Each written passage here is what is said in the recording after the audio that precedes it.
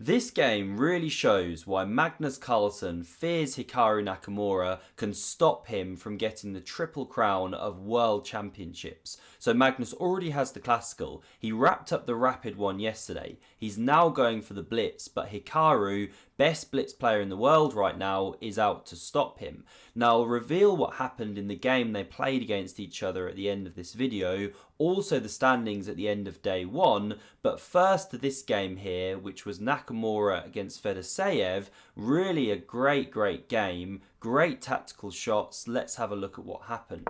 So we see e4 on the board, now e5, bishop c4 played from Hikaru, and the knight comes to f6 and pawn d3. And what's interesting here after bishop c5 is Hikaru goes knight c3, so no pawn c3 stuff. He's steering away from all of the mainline theoretical battles, and now we see c6 from black, could be setting up ideas of d5, that bishop just drops back, and now d6 was played instead. If you do that one too soon, then this pawn can become a bit sensitive after knight f3 and things. Now h3 from Nakamura, so he stops this knight jumping into g4. It is now supported by the bishop, so it could do that if you don't cover the square.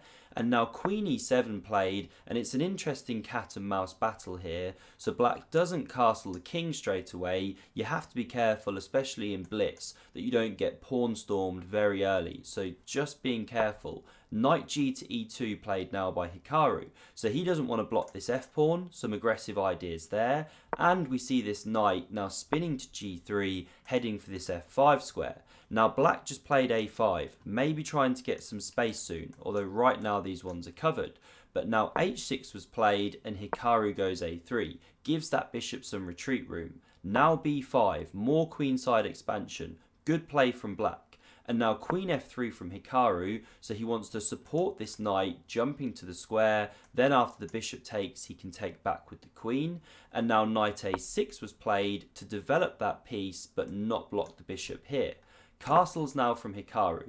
The bishop nudged back to b6, looking to bring this knight there one day potentially. And now after bishop e3, challenging this one, a really strange decision here by Fedoseev.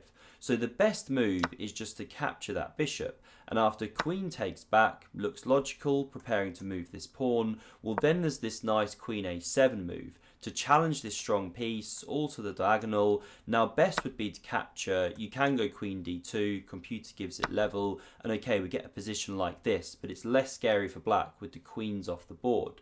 But what we see in the game here is that the bishop drops back to d8, really weird looking underdeveloping move. And now here Hikaru actually had a shot to go d4 immediately. That would be the best move, to start cranking open the centre as soon as you can with these pieces still in the middle. But instead he starts here with knight to f5, and it just gives black a chance after this capture, queen captures, to go knight to c5 here. Whoops, sorry, queen d7 was played, but to go knight to c5. Now this was the best move because it plays against this d4 break.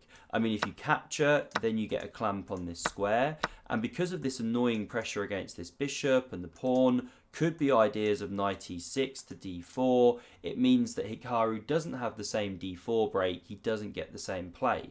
But what we see in the game was queen to d7, and now after the queen retreats, this knight c5 move isn't working as well anymore, because you can chop that one off, pawn recaptures, and then there's queen g3, hitting two weaknesses, and you didn't have this idea before when the queen was on f5, this queen was on e7, etc.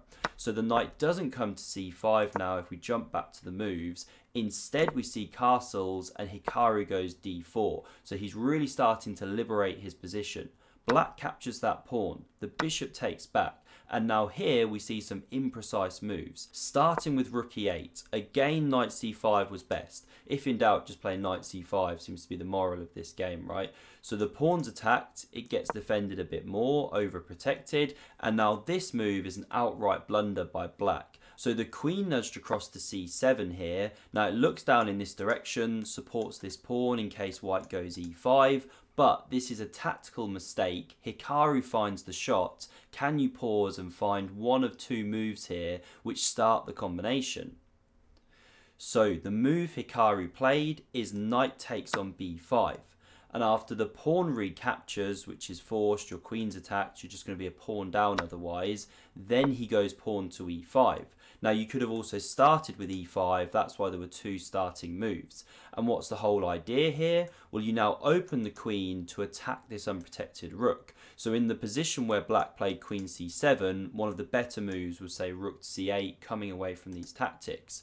Now the problem you've got here is that the rook is attacked and the knight is attacked. So you've no time to save the knight, or you drop your rook. You've no time to save the rook, or you drop your knight. These are the big problems. So black takes this pawn, that's the best move in the position, now counterattacks on this bishop, and now Hikaru chops this one off. And the problem here with this line is that if you take on d4, which wasn't played, although it is the computer's top move, well, now you can take this knight on a6. This is the issue.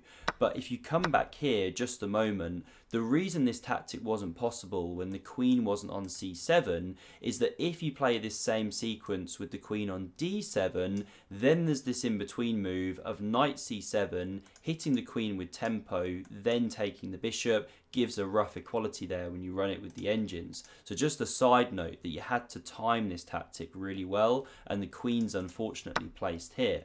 So if we run back to the moves, we didn't get takes on d4 here. After queen takes here, we didn't get captures here. Instead, we had knight c5, saving that unprotected piece. But now Hikaru's got a tactic to win another pawn. Can you see the move here? So the move played was bishop takes on e5. You also could have taken with the rook there.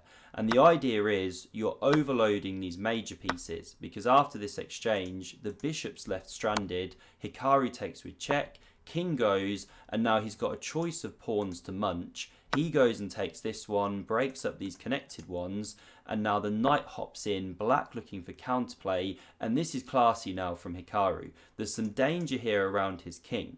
So if you take this pawn, for example, get a bit greedy, well then the knight can take on f2, and there's a nice tactic, because if king captures, you've got this discovered check picking up the queen.